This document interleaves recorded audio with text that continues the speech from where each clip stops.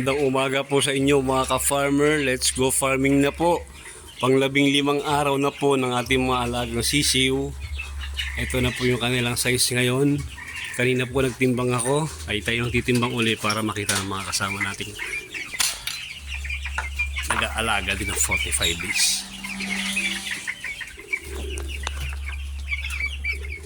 Ayan po. Ayan. 688 grams. Kalating kilo mahigit na po sila.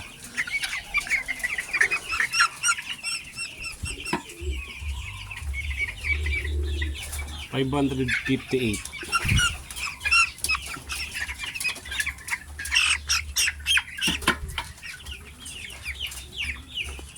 $646.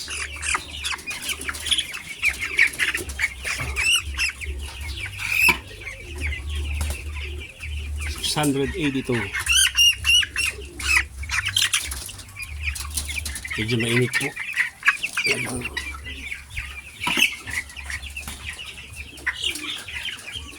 688. Ito lumabas. Ulit.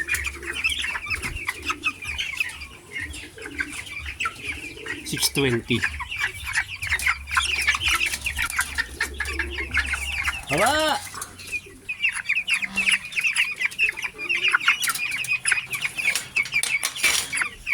Po. Nasa mahigit kalating kilo na po sila. 600 grams po mahigit. 620. Okay po yun. Nahit natin yung ating target na kalating kilo. Pagdating ng 15th day nila. May mga 500 po dyan. Mayroong mababa sa 500. Pero hindi naman po, kakaunti lang po. Pero karamihan po ng size nila ganun. Tsaka isa pa po sa maganda kapag cage type ang inyong kulungan. Eh, yun nga po, di po ba, naka steel matting tapos naka plastic matting. Pag dumumi po sila, diretso sa baba. Ayan po yung dumi nila. Hindi po sila madungis. Malinis po sila tignan. Ang langaw naman po halos hindi naman ganun karami. Yung karami, kumbaga normal lang na langaw. Basta sabi ko nga lang po sa mga nakarang vlog, at least daily naglilinis kayo ng kanilang mga pupo para hindi kayo pamahain ng langaw. Hindi po yun makakapag-produce kapag kayo ay araw-araw naglilinis.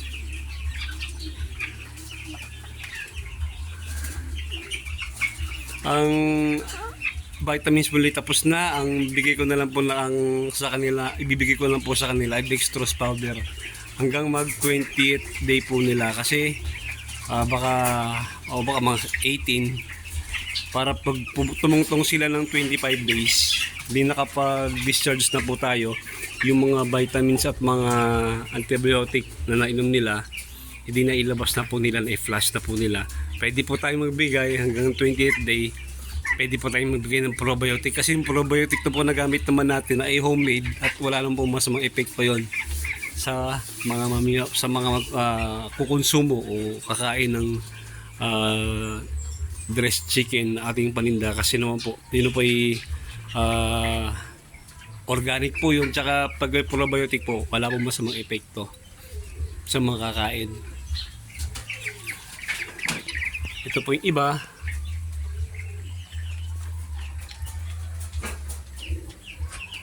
Inaayos ko na po yung kabilang kulong para maihiwalay ko na sila. Ito nga pala po iba kong mga napansin ko na may halak.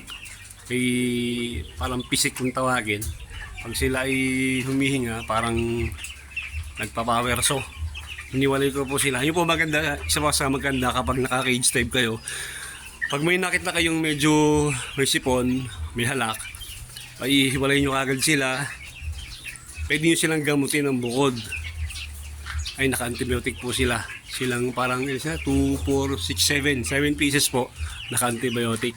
Nakahiwalay po yung mga yan. Para hindi na makahawa. Para hindi na kumalat yung sakit, yung sipon o yung halakman.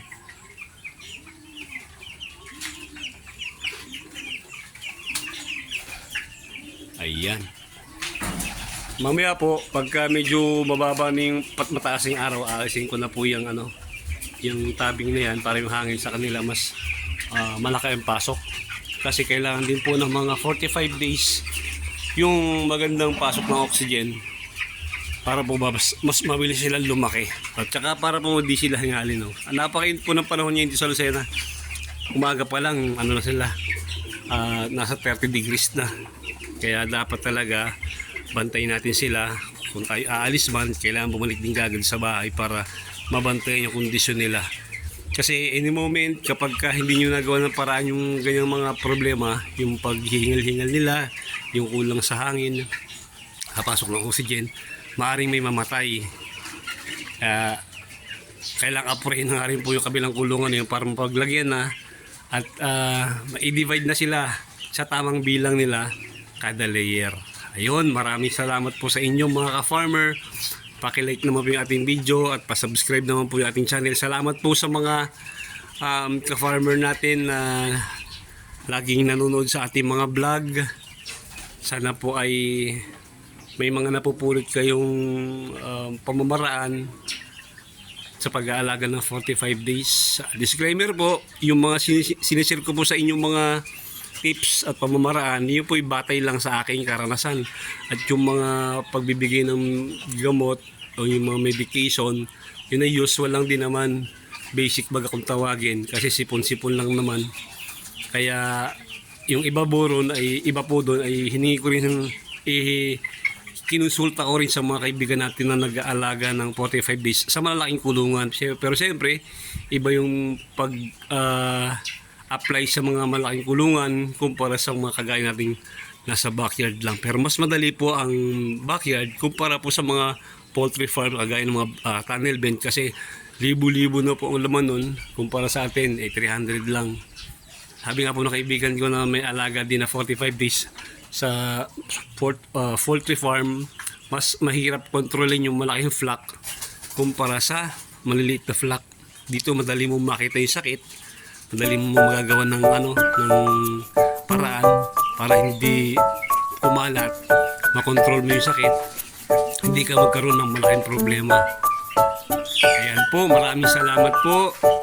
Mabuhay po kayo lahat. May pera po sa pagka-farming, may pera po sa 45 days. Tiyagaan lang po. Happy farming po.